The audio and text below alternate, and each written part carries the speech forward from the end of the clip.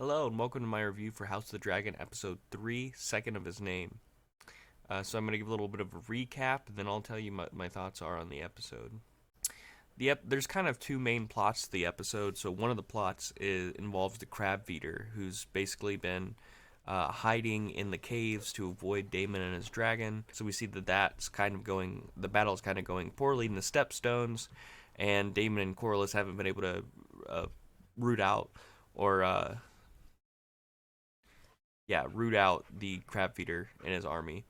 And then the other plot of the episode involves King Aegon's second birthday, so we get a little bit of flash forward, and we see now that Aegon is 2 years old, and everybody's kind of assuming that Aegon's going to be named heir. Everybody, of course, including Rhaenyra, who basically is ready to be supplanted and feels like she's going to be replaced. We see that there's some suitors knocking at the door trying to take over or to marry Rhaenyra. We see that Sir Jason Lannister is trying to marry Rhaenyra, or trying his best to try to win her as a bride. We see that Otto is suggesting that Rhaenyra marry Aegon, and we see that Lord Lionel gives his advice, which, to be fair, is unbiased, where he thinks the king should marry Laenor Velaryon to strengthen their ties to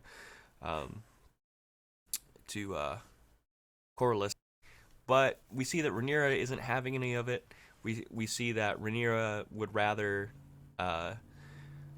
avoid the whole politicking that's going on. So we see her actually run from the camp, the hunting camp, and Sir Criston Cole goes after her. They have a little adventure where they camp out for the night and end up being attacked by a boar, which they kill. And then we see that the king eventually is able to find, or at least the king's men are able to find a stag and restrain it, and the king kills the stag. And we actually see a cool allegory, because he's killing the struggling animal and he can barely do it, so we see his strength. But then we also see that Rhaenyra and Sir Criston Cole let the white stag go that they see, basically showing that Rhaenyra has favor on her side. So it is funny. There's a funny interaction with Sir Jason Lannister and the king, where he basically says, "Hey, I would be a good husband for your daughter, and I would help remove her burden." And the king's like, "Okay, what burden are you talking about?" And he expresses how, "Oh, I thought you were gonna." Everybody assumes that you're gonna name Aegon heir, and he's like, "I've said no such thing. And are there other men who are plotting against me?" And so we see the king get kind of ticked that everybody's assuming that he's gonna name a new heir instead of Rhaenyra. So, one of the line that he says is, "That man's pride has pride," when he's talking to Otto about Jason Lannister. So we see that 200 years time, nothing's really changed to the Lannisters. So the episode kind of ends with two conversations that are important, and then one cool action set piece. So we see the episode kind of end with Rhaenyra and the king actually talking about the marriage. Rhaenyra feels like she's being replaced, or the king wants to replace her, and she expresses that, and the king basically states that he just wants her to be happy and to strengthen her line. And so he recommends that she gets married. To do that, they point out that, he originally tries to tell her that Dewey comes first, but then she's like, "Well, why do you marry Alicent instead of Lena?"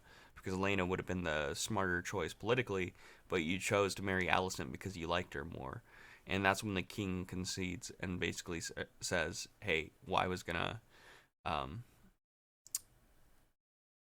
just find somebody who makes you happy." So they have that discussion. That's kind of how that ends between them. And the king says, "I'm not gonna supplant you as heir. You're gonna be the heir."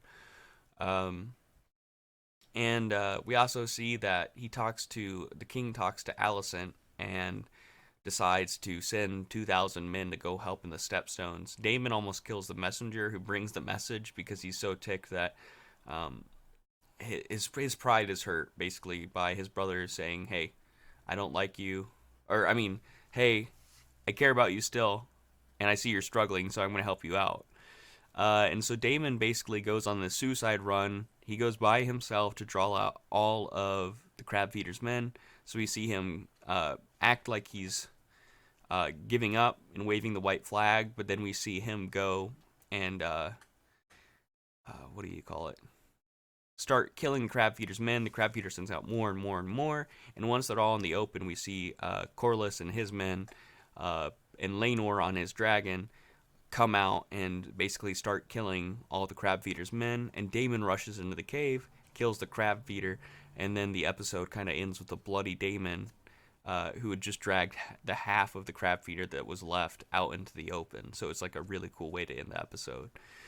While there's action set pieces, and while there's interesting political intrigue, I don't believe this intrigue was as strong as the first two. It was still very much enjoyable and still a good time. But I feel like it was just a little bit slower. And so I'd have to give this episode an 8.2 out of 10. It's still phenomenal, but it's not as good as the first two episodes. So what are your thoughts on the episode? Did you enjoy House of the Dragon episode 3? And also, let me know in the comments. And also, if you would like to see more of these reviews, remember to like and subscribe. And you'll see more reviews from Caleb Jones TV. Thanks for watching. Bye.